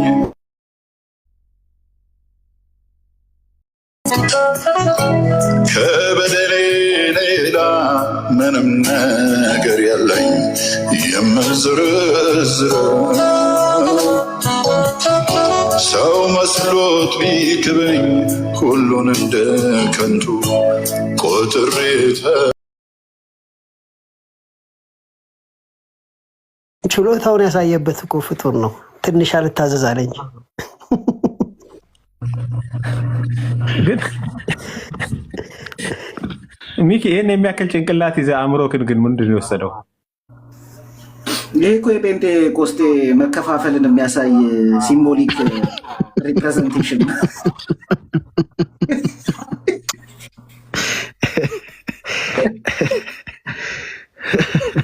የጎደጎደው ዴቭ የፈጠረው ክፍተት ነው። ኧረ ስፒር እኛ ዝም ብለን ነው እንዴ? ልጁ ራሱ እኮ ለቀልድ ነው የለቀቀው እኮ አታውቀውም እንዴ? ልጅ እርስ በርስ ሞካ አትደራረጉ፣ ተው፣ ሌላ ነገር ላይ ተጫወቱ።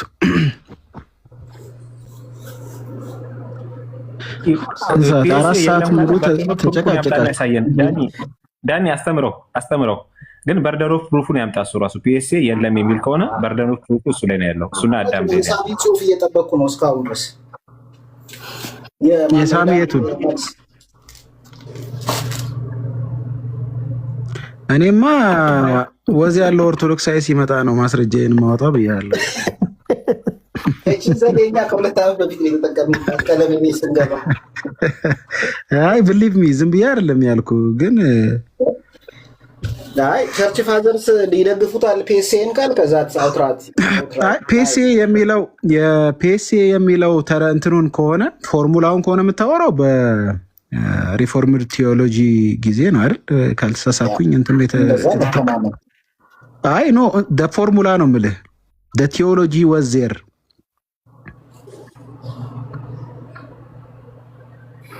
ሳሚ ሰላም ከስር ስሰማ ነበር ከፊት ጀምር። አዳም ስንጨርስ ነው እንደ የምትመጣው አንተ? የምከፍት ከሆነ ሌላ ቀን እመጣለሁ፣ ካልሆነ አንድ ጥያቄ ጠይቄ እወርዳለሁ። በ30 ዓመት የተፈጠርክ ሰውዬ። እሺ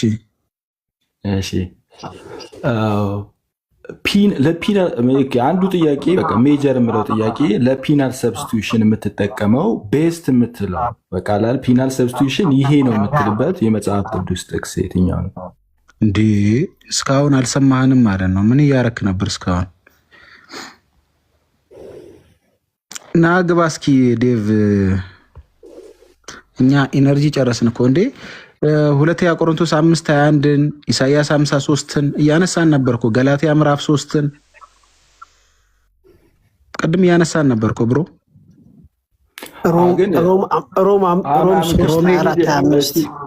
ሮሜ ላይ ፒናል ሰብስቲቱሽን ስትል አንደኛ ፐኒሽመንት አለ አይደለ? ፐኒሽመንት መኖር አለበት። ሁለተኛ ደግሞ ፒናል ሳይሆን ፔናል ከሆነ ፒናል ግላንድ እንዳይመስል ፒናል ብትል ፕሮናንሴሽን ነው። ፒናል ተብሎ ፕሮናንስ ይደረጋል። ወደነ ዶክተር እሺ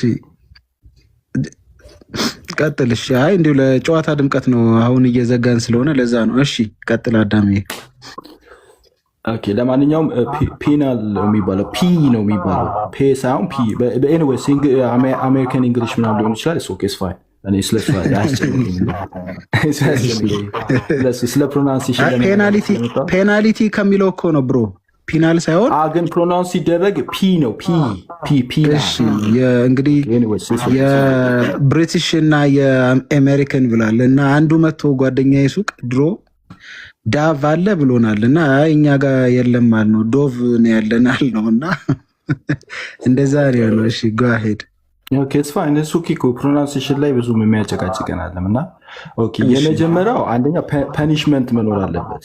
የምታሳየው ጥቅስ ላይ ፐኒሽመንት መኖር አለበት። ሁለተኛ ደግሞ ኢምፒዩትድ መደረግ አለበት። ፐኒሽመንቱ ዝም ብሎ ፐኒሽመንት አለ፣ ኢምፒዩትድ ፐኒሽመንት ሆናለ። ከዛው ደግሞ ሳቲስፋክቶሪ መሆን አለበት። የእግዚአብሔር ቁጣ የሚያበርድ አይነት ነገር መሆን አለበት። እሱም ማሳየት አለበት። አሁን ይህንን የሚያሳይልህ የመጽሐፍ ቅዱስ ጥቅስ የፈለግኩት ፒናል በሚሆን እኮ አሁን የጠቀስኩት ጥቅሶች በሙሉ ያሳያሉ። ለምሳሌ ኢሳያስ 53 በጣም ሰፊሸንት በሆነ መልኩ ነው የሚያሳየው። ኢሳያስ 53 የትኛው ቁጥር ነው? ከይቀጣ ዶክተር ዳኒ አንብብልን። ኢሳያስ 53 ዝም ብለህ ስታነበው የሚባርክ እኮ ነው። ወደ ሚነካ በተለይ ለዳነ ሰው ቁጥር ስንት ላይ? ቁጥር 10:9 ላይ ያለ ስለኛ ሲል ያደቀው ዘንድ ወደደ ይላል። ፈቀደ ያደቀው ዘንድ ኢምፒዩትድ ማለት ስለኛ ማለት ነው። ከይቅርታ ጋር ዳኒ ኖ አሁን የጠየከን ያለው ፔናል ወይም ደግሞ እግዚአብሔር እሱን ያደቀው ዘንድ ፈቀደ የሚለው ነው እንጂ ኢምፒዩት ስለመሆኑ ደግሞ ሌሎች ጥቅሶች እንጠቅስላለን። አይ ስለኛ ማለት ስለኛ ቢል እሱ ኢምፒዩትድን ያመለክታል። ስለኛ የሚለው ማለት ነው በእኛ ምክንያት ነው ማለት አይደል? ስለኛ ማለት በእኛ ምክንያት ማለት ነው። ፒናል ሰብስቲዩት ፒኤስኤ ላይ ግን ምን መሆን አለበት መሰለ? እሱ ራሱ ኃጢአትን ተሸክሞ ከኃጢአተኞች መካከል አንደኛው ነምበር ዋን ኃጢአተኛ መሆን አለበት። መጽሐፍ ቅዱስ ኃጢአተኛ አይለውም እኮ ኃጢአት ሆነ ነው የሚለው እኮ። ኃጢአትን ይይዝና እሱ ነምበር ዋን ተቀጪው በኃጢአቱ ምክንያት ነው የሚቀጣው። እሱ ራሱ ኃጢአተኛ ሆኖ ነው እንጂ ስለ አንተ ኃጢአት አለ የሚቀጣው። እሱ ራሱ በፊት አንድ ኤግዛምፕል ሲሰጥ ነበር። የቆሻሻ ልብስ ቢከመርበት አለ ልክ በቃ ኃጢአቱ በሙሉ እሱ ላይ ተከምሮበት እሱ ነው በቃ እግዚአብሔር ጠላው ምናምን የሚለው አገላለጽ የመጣው ከዛ የመጣ ነው። ላንብብልሽ፣ ችግር የለውም። እኛ ሁላችን ይላል እንደ በጎች ተቅበዝብዘን ጠፋን፣ ኃጢአተኛ ሆን ማለት ነው። ከእኛ እያንዳንዱ ወደ ገዛ መንገዱ አዘነበለ፣ እግዚአብሔርም አብ ማለት ነው የሁላችንን በደል በእርሱ ላይ አኖረ ይላል። በኢየሱስ ላይ ማን ያኖረው? እግዚአብሔር አብ ማለት ነው። ከዛስ ተጨነቀ ስላኖረበት ማለት ነው። ተሰቃየ፣ አፉንም አልከፈተም። ለመታረድ እንደሚነዳ ጠቦት በሸላቾቹ ፊት ዝም እንደሚል በግ እንዲሁ አፉን አልከፈተም። በማስጨነቅና በፍርድ ተወሰደ። አውቄ ነው የቀጠልኩ ያለሁት፣ ሌላ የምጠብቀው ጥቅስ ስላለ። ስለ ሕዝቤ ኃጢአት ተመቶ መመታት አለ። ከሕያዋን ምድር እንደተወገደ ከትውልዱ ማን አስተዋለ? ከክፎች ጋር መቃብሩን አደረጉ፣ ከባለጠጎችም ጋር በሞቱ። ሆኖም ግፍን አላደረገም ነበረ፣ በአፉም ተንኮል አልተገኘም ነበረ። እግዚአብሔርም እችን ፓርት ነው የፈለኩት። እግዚአብሔርም በደዌ ያደቀው ዘንድ ፈቀደ። ስለዚህ እግዚአብሔር ኢየሱስ ክርስቶስን በደዌ ያደቀው ዘንድ ፈቀደ እያለ ነው። ኢትስ ፓራፍሬዝ። ነፍሱን ስለ ኃጢአት መስዋዕት ስለ ኃጢአት መስዋዕት ካደረገ በኋላ ራሱ ኢየሱስ ማለት ነው ዘሩን ያህል እድሜውም ይረዝማል፣ የእግዚአብሔርም ፍቃድ በእጁ ይከናወናል። ከነፍሱ ድካም ብርሃንን ያያል፣ ደስም ይለዋል እያለ ይቀጥላል ማለት ነው። ጥያቄው አንደኛ ተመቶ ይላል፣ ሁለተኛ ያደቀው ዘንድ ፈቀደ ይላል፣ ሶስተኛ ኃጢአታችንን እሱ ላይ ያደረገ ይላል። አድራጊው አብ እንደሆነ እናያለን። እና ይሄንን እንዴት አድርጋችሁ ነው ዲስፕሩቭ የምታደርጉት? ሌሎች ጥቅሶችም አሉና ይህንን እስቲ ዲስፕሩቭ አድርግና እንትን ትላለህ። ዴቭ ከፈለክ አዲስ ስለመጣ ምን ሊዘጋም ስለሆነ ከኔ ቀጥሎ ወይም ሀሳብ ጨምርልህ። አዳምጠኝ። ማይፈኩትኝ ዳኒ ራይም ያነሳኸውም ሀሳብ ራሱ ክሊር ነው ብዬ ነው። ስለ ኃጢአታችን ደቀቀ የሚለው ራሱ በደንብ ክሊር ሊያሳያል የሚል ነው። ዝም ብዬ በመሀል የገባው ቀጥል። ኦኬ፣ አንተ መሆን አልታየኸኝም። የማን ድምፅ እንደሆነ አለየው ነበር። እሺ፣ ቴንክ ዩ ሆስት። ሰው ዴቭ ስማና ትመልስለታለህ። ያው እኔም መመለስ እችላለሁ፣ ችግር የለውም። ምናልባት እድል እንዲሰጥ ማለት ነው።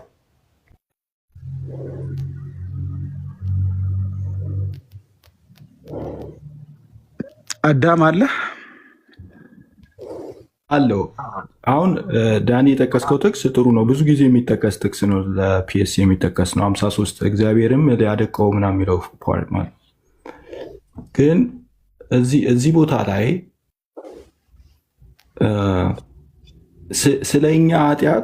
ስለኛ ኃጢአት ክርስቶስ ሞቱን የሚያሳይ ነው እንጂ እሱ ራሱ ኃጢአተኛ መሆኑን የሚያሳይ ክፍል አለ ወይ?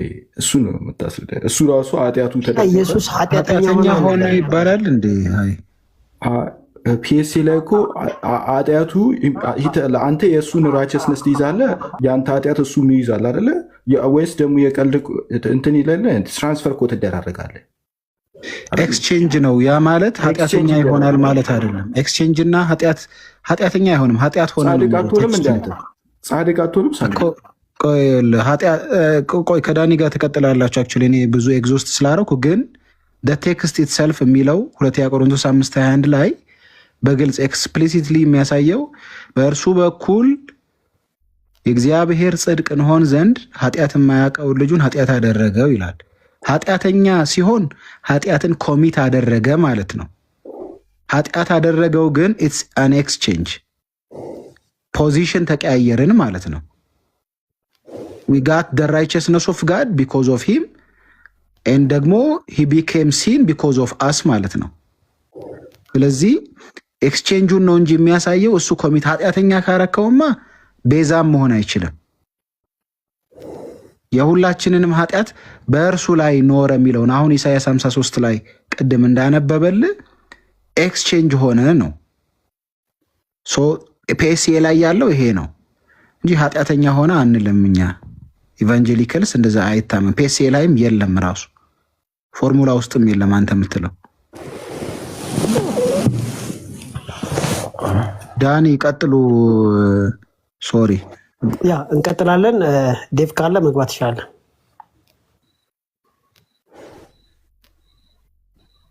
እሺ አዳም ቀጥል፣ ችግር የለም እቀጥላለሁ።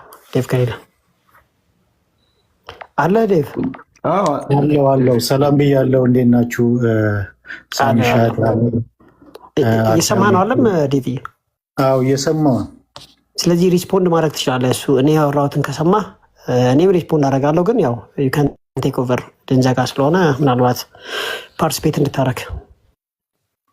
ያ አይ ቲንክ ፔናል ሰብስቲቲዩሽን ምናልባት በተለየ መልኩ ምናልባት ተረድተውት ሊሆን ይችላል ወንድሞቻችን። በቤተ ክርስቲያን ታሪክ ውስጥ በአንድ ላይ የተጻፈ ከሚድ ተርም ሚድ ላይ ነው የምናገኘው። አንድ ላይ ይህንን ሲስተማቲክ ቴዎሎጂ በመሆነ መልኩ የመጣ ማለት ነው። ከነ ካልቪንም በፊት ከነ ሉተርም በፊት ማለት ነው። ግን ከዛ በፊት ግን በተነጣጠለ መልኩ አባቶች ይጠቀሙበት ነበረ። ፔናልን ይጠቀሙ ነበረ። ስዊት ኤክስቼንጅ ብለው ይጠቀሙ ነበረ በጽሁፋቸው። ቪክተሪ ሳቲስፋክሽንን ስለ ቪክተሪ ይጠቀሙ ነበረ። አውቶኖመንቱ በጣም ሰፊ ነው፣ ብዙ አለው እና የሆነ ምናልባት የሚለየን ምንድን ነው? የሆነ ግሩፕ የሆነ ላይ በጣም ኢንፈሳይዝ ይሰጥበታል። በጣም ሰፊ ነው። የሆነ ግሩፕ ደግሞ የሆነ ፓርት ላይ በጣም ኤንፈሳይዝ ይሰጥበታል። ሁሉንም ግን የሚመለከት ነው። አውቶኖመንቱን ስናየው ብዙ ነገሮችን የሚዳስስ ስለሆነ ማለት ነው። ድል ማድረግም አለበት፣ ምትክነትም አለበት። ምትክነት ስንል ለምሳሌ በብሉይ ኪዳን እንስሳው የኃጢአተኛው ቦታ ነው እኮ አይደለ? ምትክ የሚሆነው ያ ንጹሕ የሆነው ተባት የሆነው ሴት የማያውቀው ምንም አይነት እንከን የሌለበት ዓይኑ ያልሞጨሞጨ እንከን አልባ የሆነው እንስሳ ይመጣና እጁን በራሱ ላይ ይጫንበታል። ከዛ በኋላ ያ እንስሳ ይታረዳል። ምንድን ነው ያ? ምትክ ማለት አይደለም? ሴም ቲንግ ኢየሱስ ክርስቶስ ምትክ ሲሆን እናያለን። በእኛ ቦታ እንትን ሲል ግን ምንድነው በጣም የተለጠጠ አለ። በእኛ ዘንድም በጣም የተለጠጠ አለ። ልክ ቅድም እንደሰማ ነው ተኩሶ መተው አይነት ነገር ማለት ነው። ያ በጣም የተለጠጠ ፒኤስኤ ቴዎሎጂ ነው። በመስቀል ላይ ቶ የሚለውን ጀነፍ ደማስቆስ በሚገልጥበት መልኩ ከተገለጠ ዳስፋይ ጀነስ ደማስቆስ ይገልጠዋል። ይሄንን የተወውን እንትን ማለት ነው። ሚውት ያልተደረጋል የተኛ ሰው አለ እንዴ? በሉ ደህና ደሩ። ምንቴ ነበረ ወረደ፣ አስወረድኩት። ቀጥል። እሺ ማይክ ከፍቶ ነው ደግሞ እኮ። ኦኬ ጆን ኦፍ ደማስቆስ አሁን ለምሳሌ በመስቀል ላይ ተወው የሚለውን ነገር ጆን ኦፍ ደማስቆስ የገለጠበት መንገድ አለ። በዛ በገለጠበት መንገድ ከተገለጠ ዳትስ ፋይን። ለምሳሌ ጆን ኦፍ ደማስቆስ አን ኤክስፖዚሽን ኦፍ ኦርቶዶክስ ፌት ቡክ 3 ቻፕተር 24 ላይ ምን ብሎ ገልጦታል ብለን በምናይበት ሰዓት ኔቨር ሌፍት ባይ ሂዝ ዲቫይን ኔቸር ይላል። መለኮቱን እንዳልተው ይናገርና በት ይላል በት ዳት ሂ ዋዝ አባንደንድ ኦንሊ ኢን ደ ሴንስ ዛት ደ ፋዘር አላውድ ሂዝ ሂውማን ኔቸር ቱ ኤክስፒሪየንስ ደ ፉል ናቹራል ድሪድ ኦፍ ዴዝ ኤንድ ደ ዌይት ኦፍ ደ ሲን ዊዛውት ደ ኢሚዲየት ሻይኒንግ ኦፍ ዲቫይን ኮምፎርት ይላል። አሁን የተወውን ነገር ሲገልጠው መለኮታዊ ባህሪው አልተወውም የሚለውን ከገለጠ በኋላ ነገር ግን የተወው ይላል። አሜን ብያለሁ። እኔ ዴቭ ቅድም እንግዲህ አሁን በእውነት ለመናገር ማለት ነው ይሄ የዳማስከስን እንትን አላነበብኩትም ራሱ ሌትራሊ ስለነበረው ግን ይሄን ነው ከታች ሆነ አንተም ስጠይቀኝ ስለነበር ማለት ነው ያንን ኤክስፒሪየንስ እንዲያደርግ ፈቀደ የሚለውን ነው የሚያሳየው እንጂ ኦንቶሎጂካል ሴፓሬሽን የለውም እያልኩ ደጋግሜ ስናገር የነበረው ያንን ነው።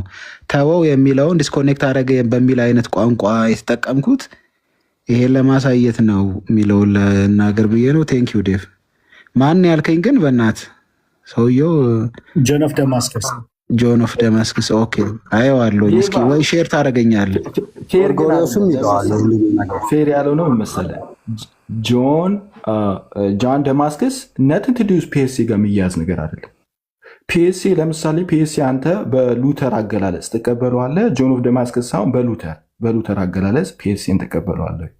ሉተር የገለጸው ፒኤስሲን ሲያስረዳ ሉተርን ያስረዳው። ጆን ኦፍ ደማስከስ ፒኤስሲ የሚባል አያውቅም። ስለዚህ ጆን ኦፍ ደማስከስ ሳይሆን በሉተር አገላለጽ ፒኤስሲን ትቀበለዋለህ ወይ? ባይብል ላይ ያለ እኮ ከነ ሉተር በፊት ከነ ደማስከስ በፊት ብሮ እኛ እያልን ያለ ነው ፎርሙሌትድ የሆነው ሜዲቫል አሚን በነ ሉተርና በሪፎርመሮቹ ታይም ነው። ስፔሻሊ ሜዲቫል ታይም ላይም ይታወቃል። ግን አርሊ ቸርች ፋዘርስ ግን ቴዎሎጂውን ያውቁት ነበር ነው እያለ ያለው። ሶሪ እኔ ለምን ሚውት አላደርግም? ኤግዚስትማ እንደማያደርግ እኮ በጣም ብዙ ለምሳሌ በጣም ብዙ ሰዎች ፒኤስሲን እንደሌለ ኤግዚስት እንደማያደርግ በጣም በሂስቶሪያን ደረጃ ራሱ ተጽፏል። ፒኤስሲ ኤግዚስት እንደማያደርግ ለምሳሌ ክርስቶስ ስለኛ ሞተ፣ ስለኛ ተቀጣ ምናምን የሚሉ አገላለጾች አሉ። አዎ አሉ። ግን ፒኤስሲ በሚለው ላይክ ኢምፒውትድ ሆኖ መቀጣት ያለበት ራስ ማብረጃ ሆኖ ሳቲስፋክቶሪ የሆነው እንደሱ አይነት አገላለጾች አለ ብለህ ካልክ አውጥተህ ማሳየት ትችላለህ። አይ ዶንት ቲንክ ኤግዚስት የሚያደርግ አይመስለኝም። ካለ ግን እኔም ለመማር ዝግጁ ነኝ፣ ብታሳየን ደስ ይለኛል። ግን ኤግዚስት አያደርግም። አሁን ለምሳሌ የፒኤስሲ አባቶች የሚባሉት ማለት ፒኤስሲን በጣም ያቀነቀኑት እንደነ ሉተር አይነት ማለት ነው። እሱን አይነት ትቀበለዋለህ ወይ ነው?